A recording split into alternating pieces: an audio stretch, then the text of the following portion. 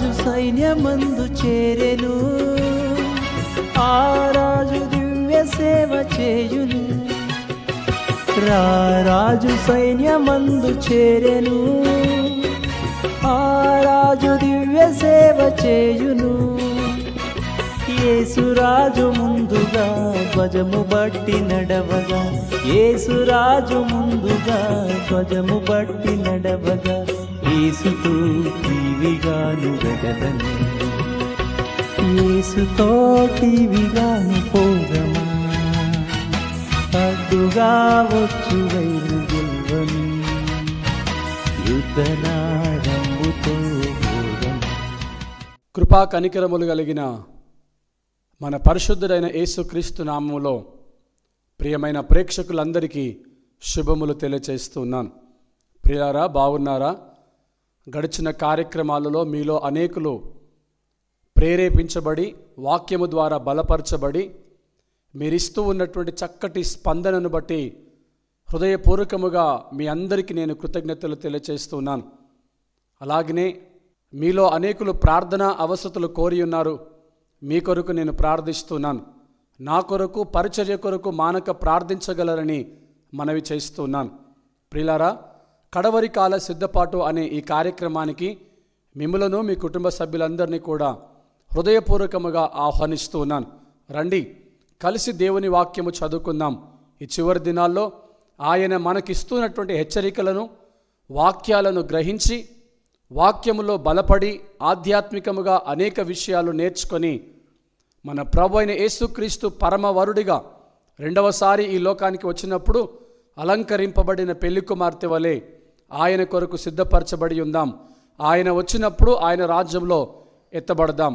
మనము ధ్యానిస్తూ ఉన్న రీతిగా వివిధ రకాలైనటువంటి మనుషులను మనము చూస్తూ ఉన్నాం. గడిచిన కార్యక్రమాలలో అనేక విషయాలు, అనేక రకాలైనటువంటి మనుషులు, వారి యొక్క ప్రవర్తన, జీవిత విధానము మనము నేర్చుకొని ఉన్నాం. ప్రియులారా, ఈ రోజున మరో ప్రాముఖ్యమైనటువంటి వ్యక్తిని మనము ధ్యానము చేయనై ఉన్నాం. ఆ వ్యక్తి ఎవరు అంటే 2వ తిమోతిలకు రాసిన పత్రిక 3వ అధ్యాయము 2వ వచనము ఆఖరి భాగములో కృతజ్ఞత లేనివారు. అవును, ఈ రోజున కృతజ్ఞత లేనివారు అనే అంశమును మనము ధ్యానించనై ఉన్నాం.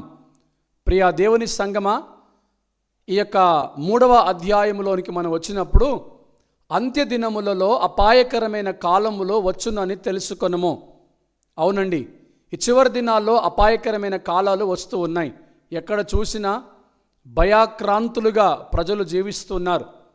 ఎక్కడ చూసినా భయంకరమైనటువంటి వార్తలు వినిపిస్తూ ఉన్నాయి. ఎక్కడ చూసినా సమాధానము లేనటువంటి పరిస్థితి ఉన్నది. అయితే ఇవన్నీ కూడా దేవుని రాకడను సూచిస్తూ ఉన్నట్లుగా పరిశుద్ధ గ్రంథమైన బైబిల్లో ఉన్న ప్రతి మాటను బట్టి మనము గ్రహించగలుగుతున్నాం. దీని యొక్క భావం ఏంటంటే ఆయన త్వరలో రానయ్యున్నటువంటి దేవుడు. అవును, మనకు వాగ్దానము చేసిన దేవుడు, ఇదిగో నేను త్వరగా వస్తాను అన్నాడు. వాగ్దానము చేసిన వాడు నమ్మదగిన వాడు. ఆయన ఖచ్చితంగా త్వరలో రానయ్యున్నటువంటి దేవుడు. అయితే ఆయన తిరిగి రెండవసారి ఈ లోకానికి రాజులకు రాజుగాను, ప్రభులకు ప్రభుగాను, ఆర్భాటముతోనూ దేవుని బూరతోనూ ఆయన రానయ్యున్నాడు. ఆయన వచ్చినప్పుడు నీవు నేను విడిచిపెట్టబడకుండా ఆయన రాజ్యంలో ప్రవేశించాలని ఆయన ఆశిస్తూ ఉన్నాడు. ప్రియులారా, అయితే ఆయన రాజ్యం కొరకు మనలందరినీ కూడా సిద్ధపరుస్తున్నాడు. సిద్ధపరచబడుతున్న మనల్ని కొన్ని హెచ్చరికలు జారీ చేస్తూ వాక్యము ద్వారా కొన్ని విషయాల్లో మనల్ని బలపరుస్తున్నాడు. అందులో భాగంగానే ఈ యొక్క ప్రాముఖ్యమైనటువంటి కార్యక్రమంలో ఈ యొక్క 3వ అధ్యాయము 2వ వచనములో రాయబడినటువంటి వివిధ రకాలైన మనుషులను గూర్చి ఒక్కొక్కటిగా మనము నేర్చుకుంటూ వస్తున్నాం. ఈరోజు, ఈ దినం, ఈ సమయంలో, ఈ కార్యక్రమంలో ప్రాముఖ్యంగా కృతజ్ఞత లేనివారు అనే విషయాన్ని ప్రాముఖ్యంగా మనము గ్రహిస్తూ ఉన్నాం. అవును ప్రియులారా, ఈ 2వ రాకడ బహు సమీపముగా ఉన్నటువంటి ఈ దినాలలో మన చుట్టూ ఉన్నటువంటి మనుషులను మనము గ్రహించినప్పుడు, మన చుట్టూ ఉన్నటువంటి వాతావరణాన్ని మనం చూసినప్పుడు మనకు తెలుస్తున్నటువంటి విషయం ఏంటంటే చాలామంది కృతజ్ఞత లేని వారిగా ఉన్నట్లు మనము కనుగొంటూ ఉన్నాం.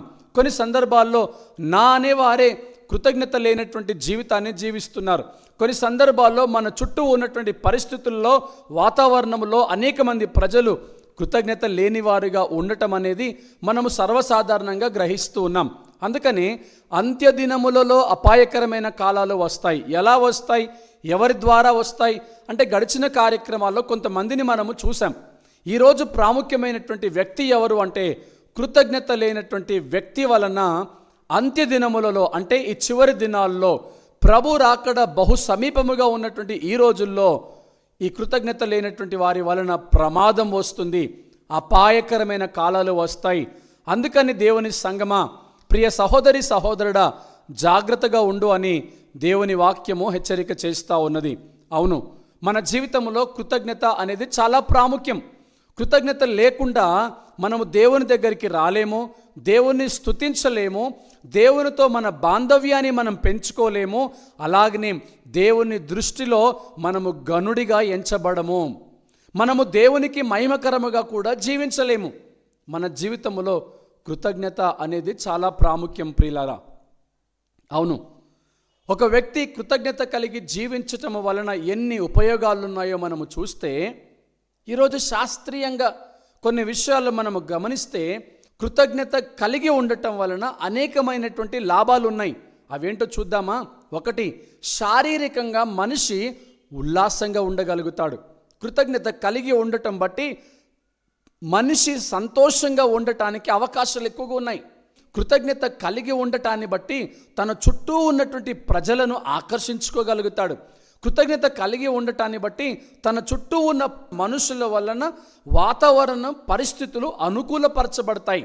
ఎన్నో లాభాలు ఉన్నాయి ప్రియులారా. అందుకని దేవుని ప్రజలుగా, దేవుని బిడ్డలుగా, మానవులుగా, ఈ లోకంలో జీవిస్తున్న వారిగా మనము కృతజ్ఞత కలిగి ఉండటం అనేది చాలా ప్రాముఖ్యం. కృతజ్ఞత కలిగి ఉన్నటువంటి వాడు ప్రాముఖ్యంగా దేవుని మహిమపరచగలుగుతాడు, దేవునికి విధేయుడిగా జీవిస్తాడు, దేవునికి ఇష్టడిగా జీవిస్తాడు, శారీరకంగా ఉల్లాసంగా ఉండగలుగుతాడు, తన చుట్టూ ఉన్న ప్రజల పట్ల సమాధానంగా ఉండగలుగుతాడు, ఆహ్లాదకరమైనటువంటి వాతావరణం కూడా కనిపిస్తుంది. ఎన్నో ప్రయోజనాలు ఉన్నాయి.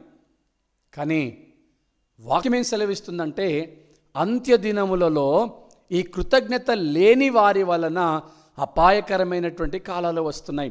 ఈ అపాయకరమైన కాలాలు వస్తాయి కాబట్టి మనము జాగ్రత్తగా ఉండాలి అని దేవుని వాక్యము హెచ్చరిక చేస్తూ ఉన్నది. అయితే ఇక్కడ ఇంకొక ప్రాముఖ్యమైన విషయాన్ని గ్రహించాలి. ఒకవేళ మనమే కృతజ్ఞత లేని వారిగా ఉన్నామేమో, వాక్యము ద్వారా హెచ్చరించబడదాం. ప్రియ సహోదరి సహోదరుడా, వాక్యము ద్వారా సరిచేయబడదాం. ప్రియ సహోదరి సహోదరుడా, వాక్యము ద్వారా ఇంకా మన జీవితాన్ని దేవునికి సమర్పించుకొని మనలో ఉన్న ఆ పాపాన్ని విడిచిపెట్టి ఇంకా దేవునికి దగ్గరగా మనము జీవించుదాం. సరే, పరిశుద్ధ గ్రంథమైన బైబిల్లో ఎంతమంది కృతజ్ఞత కలిగి ఉన్నారు? కృతజ్ఞత కలిగి ఉండటాన్ని బట్టి ఏం జరుగుతుంది చూద్దామా ఒకసారి? పరిశుద్ధ గ్రంథమైన బైబిల్ సెలవిస్తూ ఉంది. మనము 103వ కీర్తనను గ్రహించినట్లయితే ఈ 103వ కీర్తనలో భక్తుడైనటువంటి దావీదు గారు ఒక ప్రాముఖ్యమైనటువంటి విషయాన్ని, ఈ యొక్క కృతజ్ఞత అనే అంశము మీద మన దృష్టికి కొన్ని విషయాలు తీసుకొని వస్తున్నాడు. 103వ అధ్యాయము 1-2 వచనాలు నేను చదువుతున్నాను. నా ప్రాణమా యెహోవాను సన్నుతించుము, నా అంతరంగముననున్న సమస్తమా ఆయన పరిశుద్ధ నామమును సన్నుతించుము.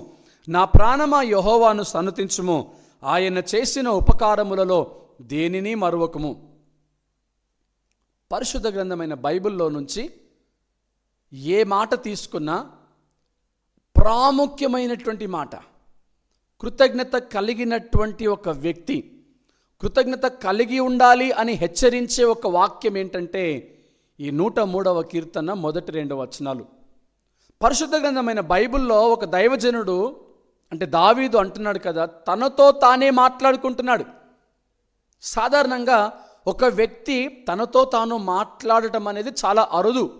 కానీ ఇక్కడ దావీదు గారు తనతో తాను మాట్లాడుకుంటున్నాడు. ప్రియులారా, ఏమని మాట్లాడుతున్నాడు? నా ప్రాణమా. చూడండి, మొదటిసారి నా ప్రాణమా యెహోవాను సన్నుతించుము అన్నాడు. రెండవసారి నా అంతరంగముననున్న సమస్తమా అంటే తన అంతరంగములో ఉన్న సమస్తాన్ని ఆయన పిలుస్తున్నాడు. ఆ అంతరంగములో ఉన్న సమస్తానికి హెచ్చరిక చేస్తున్నాడు. ఏమంటున్నాడు? ఆయన పరిశుద్ధ నామమును సన్నుతించమంటున్నాడు. రెండవసారి అయిపోయిందా?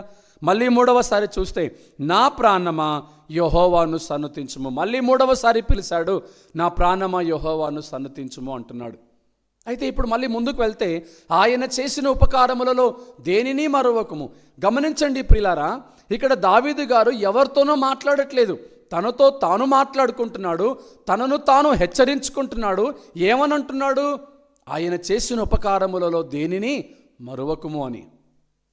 అవును ప్రియ సహోదరి సహోదరుడా, దేవుని వెంబడిస్తున్నవాడా, దేవుని నామమును బట్టి ఎన్నిక చేయబడినవాడా, దేవుని రాజ్యము కొరకు సిద్ధపరచబడుతున్నవాడా, గమనించాలి, కృతజ్ఞత అనేది చాలా ప్రాముఖ్యము. మన దైనందిన జీవితంలో, మన ఆధ్యాత్మిక జీవితంలో మనము ఈ కృతజ్ఞత లేకుండా ఉంటున్నామేమో.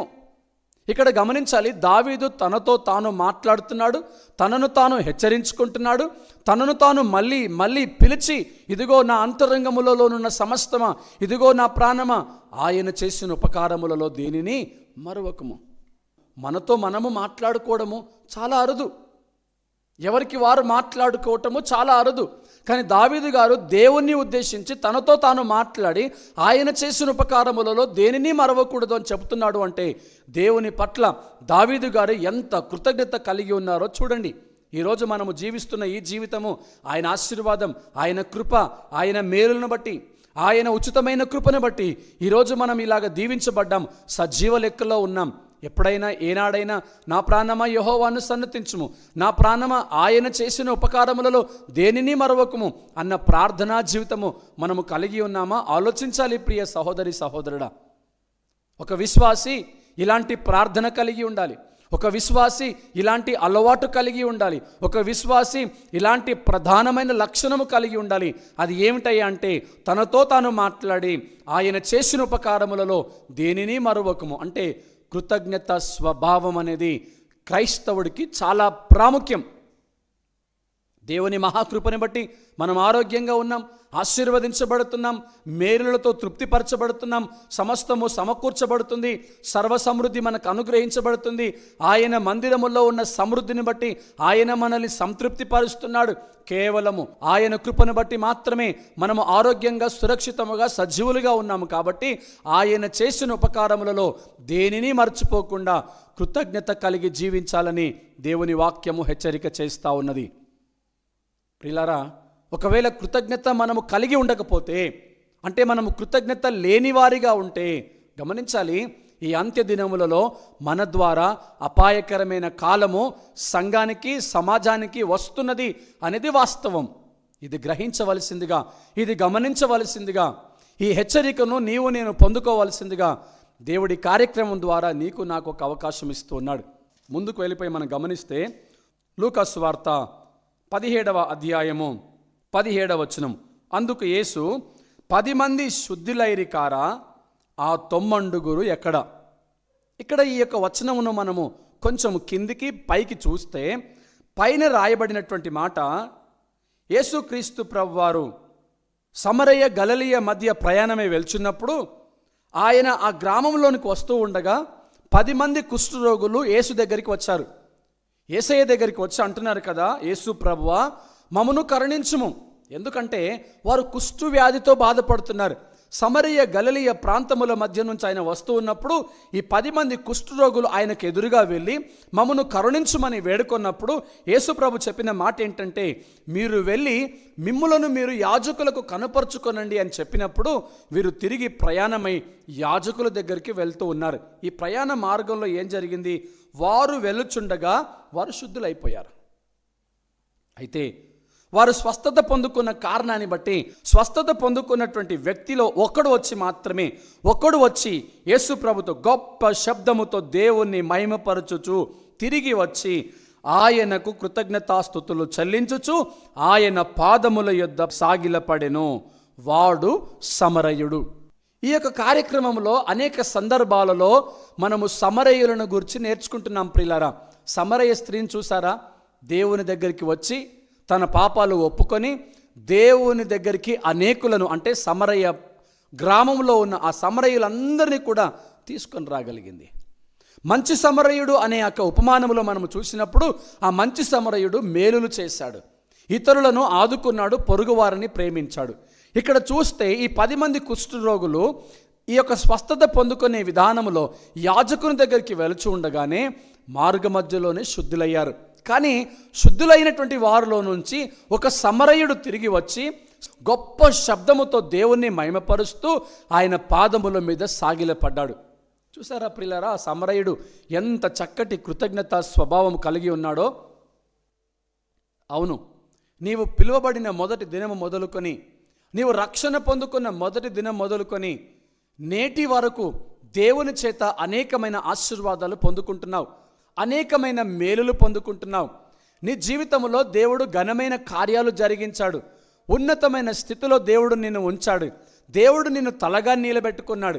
అంత మాత్రమే కాదు, కానీ ఈ లోకములో జీవిస్తున్న నిన్ను ఎంతగానో ఆశీర్వదించి ఎన్నో మేలులతో ఆయన తృప్తిపరచి, మరి ప్రాముఖ్యంగా వాక్యములో సెలవిచ్చిన రీతిగా మందిరములో ఉండే సమృద్ధిని బట్టి మనలందరినీ కూడా ఆయన సంతృప్తి పరుస్తున్నాడు. ప్రియులారా, అలాంటి దేవుడు మన జీవితంలో ఎన్నో అద్భుతమైన కార్యములు జరిగించి ఉండగా నీవు నేను మరి ఎంతగా ఆయనకు కృతజ్ఞతలు చెల్లించాలి అనేది ప్రాముఖ్యమైన విషయం. అందుకని వాక్యం చెప్తుంది, మనందరము కూడా ఆయన చేసిన ఉపకారములలో దేనిని మరవకూడదని వాక్యం చెప్తుంది.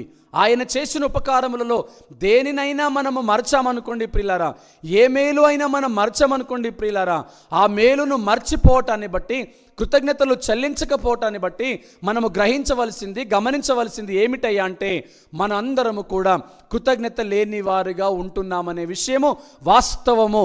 ఇది మనమందరము ఒప్పుకోవాల్సిందే.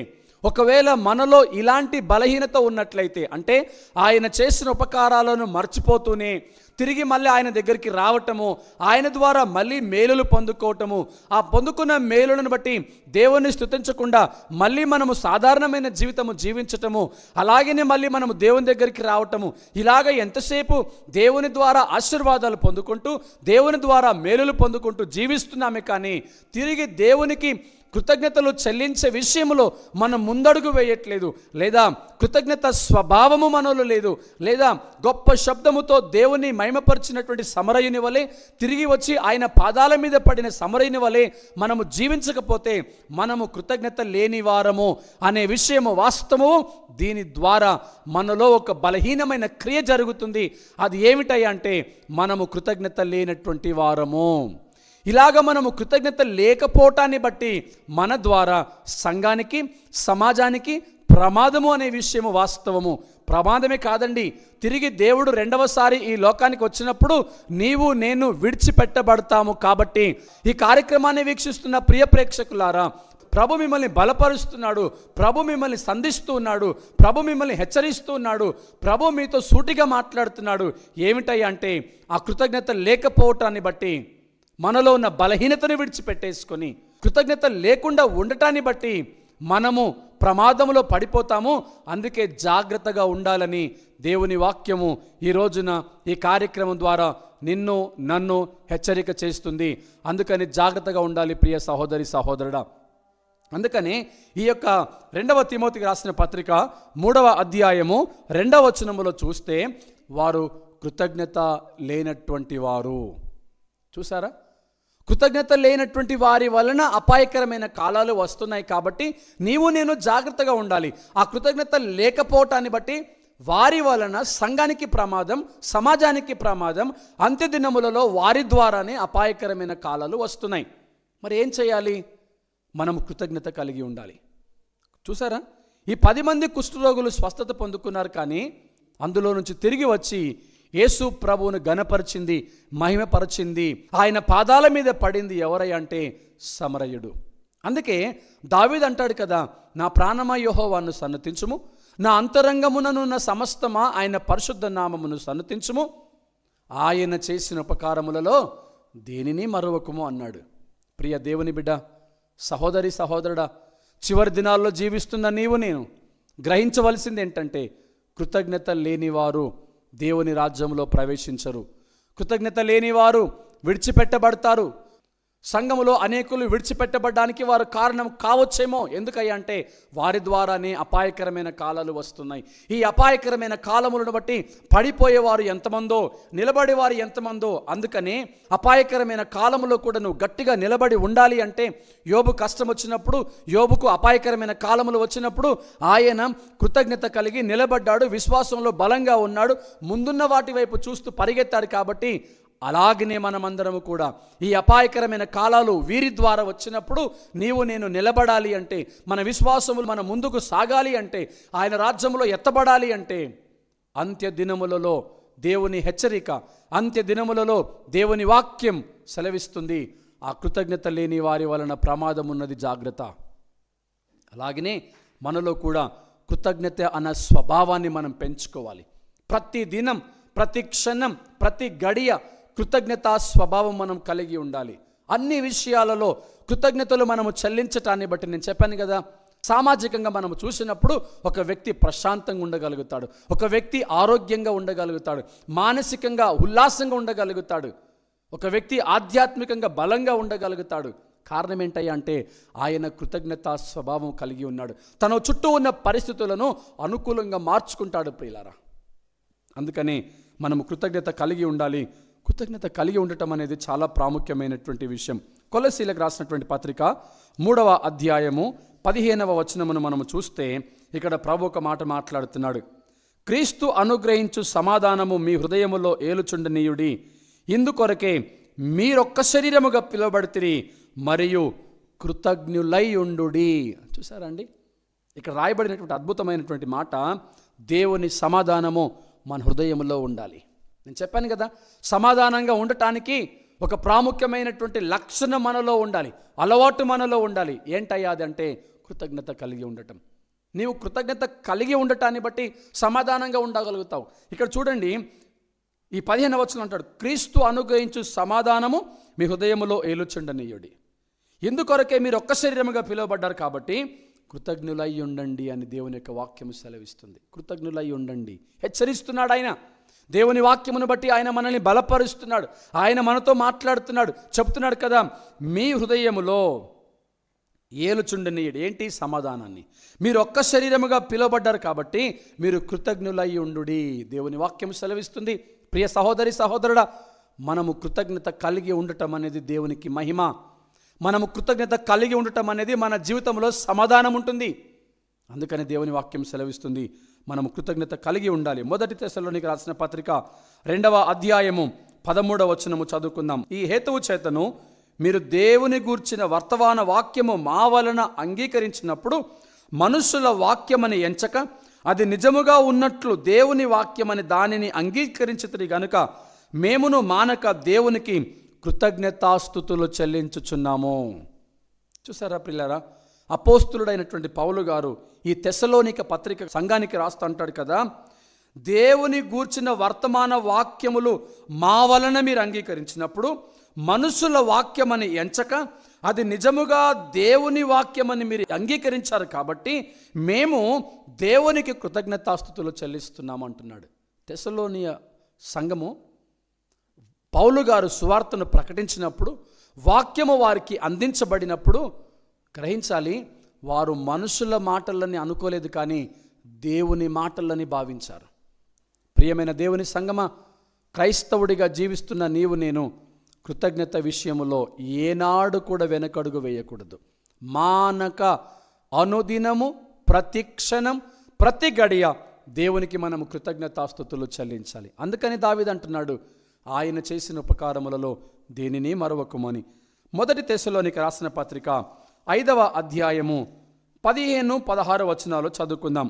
ఎవడును కీడునకు ప్రతి కీడు ఎవనికైనాను చేయకుండా చూచుకొనండి. ఒక్కొక్క మాటను మనం విభజించి చూసినట్లయితే ప్రియులారా, మనలో ఎవరు కూడా కీడుకు ప్రతి కీడు చేయకూడదు. వాక్యం సెలవిస్తుంది ఒక మాట, ఎవనికైనాను కీడునకు ప్రతి కీడు చేయకూడదు. రెండవది, మీరు ఒకని ఎడల ఒకడు మనుషులందరి ఎడలను ఎల్లప్పుడూ మేలైన దానిని అనుసరించి నడుచుకోనండి. ఇది రెండవ మాట. తర్వాత మనం ముందుకు వెళ్తే ఎల్లప్పుడూ సంతోషంగా ఉండాలి. 4వది, ఎడతెగక ప్రార్థన చేయాలి. తర్వాత 16వ వచనంలో చూస్తే ప్రతి విషయములో కృతజ్ఞతాస్తుతులు చెల్లించుడి, ఇలాగు చేయుట యేసుక్రీస్తునందు మీ విషయములో దేవుని చిత్తము. చూసారా ప్రియ సంగమా, కొన్ని మాటలు మనకు జ్ఞాపకం చేస్తున్నాడు. ఒకటి, కీడు చేయకూడదు. రెండవది, అందరి ఎడల మనము మేలైన దానిని చేస్తూ నడుచుకోవాలి. మూడవది, మనం గ్రహించినట్లయితే సంతోషంగా ఉండాలి. నాలుగవది, ఎడతెగక ప్రార్థన చేయాలి. అలాగనే దేవునికి మనము కృతజ్ఞతాస్తుతులు చెల్లించాలి. ఇలాగ దేవునికి కృతజ్ఞతాస్తుతులు చెల్లించటాన్ని బట్టి అది దేవుని చిత్తం. నా చిత్త ప్రకారము కాదు, నీ చిత్తమే జరుగునుగాక అని ప్రభు ప్రార్థన చేశాడు. ప్రభువా ప్రభు అని పిలుచు ప్రతివాడు పరలోక రాజ్యంలో ప్రవేశించడు, కానీ ఆయన చిత్త ప్రకారము జరిగించిన వాడే పరలోక రాజ్యంలో ప్రవేశిస్తాడు. కనుక ప్రియమైన సహోదరి సహోదరుడా, దేవునికి కృతజ్ఞతాస్తుతులు చెల్లించటం అనేది దేవుని చిత్త ప్రకారంగా జీవించటమే. దేవుని చిత్త ప్రకారంగా జీవించేవాడు దేవునికి మానక కృతజ్ఞతాస్తుతులు చెల్లిస్తాడు అనే విషయము వాస్తవం. అందుకని మనము గ్రహించాము కదా, ఈ యొక్క 10 మంది కుష్ఠరోగులు స్వస్థత పొందుకున్నప్పుడు అందులో ఒకడు వెనక్కి వచ్చి, ఆయన స్వస్థత పొందుకున్న కారణాన్ని బట్టి ఒకడు వెనక్కి తిరిగి వచ్చి గొప్ప శబ్దముతో ఆయనను మహిమపరుస్తూ ఆయన పాదల మీద సాగిలపడి ఆయనకు కృతజ్ఞతాస్తుతులు చెల్లించాడు. ఆయన సమరయుడు. మరి అప్పుడు యేసుప్రభువు వారు అంటారు, ఇదిగో స్వస్థత పొందుకున్నది 10 మంది కదా, నా దగ్గరికి తిరిగి వచ్చింది ఒక్కడే, కానీ ఆ మిగతా 90 ఎక్కడ అని అడిగాడు ఆయన. నిన్ను ఉద్దేశించి నన్ను ఉద్దేశించి మేలులను మర్చిపోతే, కృతజ్ఞతలు చెల్లించకపోతే అడిగేవాడై ఉన్నాడు ఆయన. జాగ్రత్త, కృతజ్ఞత లేని వారు సంఘానికి ప్రమాదం, కృతజ్ఞత లేని వారు సమాజానికి ప్రమాదం.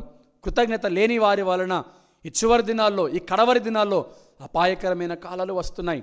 అందుకని ఈ అపాయకరమైన కాలాల నుంచి మనము తప్పించబడాలి అంటే, సురక్షితముగా ఉండాలి అంటే, ఆయన రాజ్యం కొరకు సిద్ధపరచబడుతున్న మనం ఆయన రాజ్యంలో ప్రవేశించాలి అంటే చేయవలసింది ఆ కృతజ్ఞత స్వభావము మనలో ఉండాలి. అందుకొరకు మనం ప్రయాసపడాలి.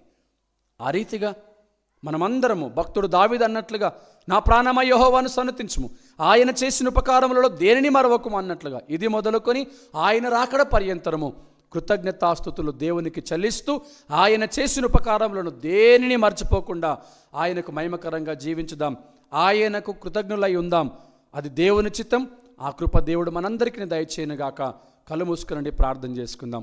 ప్రియ పరలోకపు తండ్రి, మహోన్నతుడైన మా దేవ, ఈ యొక్క సమయంలో చక్కటి కార్యక్రమం ద్వారా కృతజ్ఞత లేని వారి వలన అపాయకరమైన కాలాలు వస్తాయి కాబట్టి మేము కృతజ్ఞత కలిగి ఉండాలి, కృతజ్ఞత లేని వారికి విముఖులుగా ఉండాలని మీరు సెలవిచ్చినందుకు మీకు వందనాలు, స్తుతులు, స్తోత్రములు చెల్లిస్తున్నాం. 10 మంది స్వస్థత పొందుకున్నారు, కానీ ఒక్కడే తిరిగి వచ్చి కృతజ్ఞతాస్తుతులు చెల్లించినట్లుగా మేము కూడా నైనా మీరు చేసిన ఉపకారములలో దేనిని మర్చిపోకుండా కృతజ్ఞతాస్తుతులు చెల్లించినట్లుగా మీ కృప మాకందరికీ దయచేయమని, ఈ కార్యక్రమాన్ని వీక్షిస్తున్న ప్రియ ప్రేక్షకులను, వారి కుటుంబాలను దీవించమని, వారికి ఉన్న ప్రతి ప్రార్థన అక్కరలు అవస్థలు తీర్చమని, అలాగనే ప్రభువా ఈ కార్యక్రమానికి ప్రత్యక్షంగా పరోక్షంగా సహకరిస్తున్న వారందరినీ కూడా ఆశీర్వదించమని త్వరలో రానయ్యున్న యేసుక్రీస్తు పరిశుద్ధమైన నామంలో వేడుకొని ప్రార్థిస్తున్నాము పరమ తండ్రి. ఆమేన్. విన్న వర్తమానాలు మీకు దీవెనకరంగా ఉన్నాయని నమ్ముచున్నాము.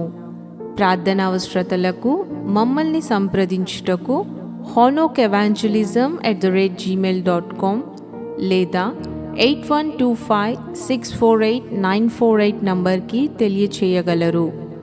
మా కొరకు, మా పరిచర్య కొరకు ప్రార్థించండి. God bless you.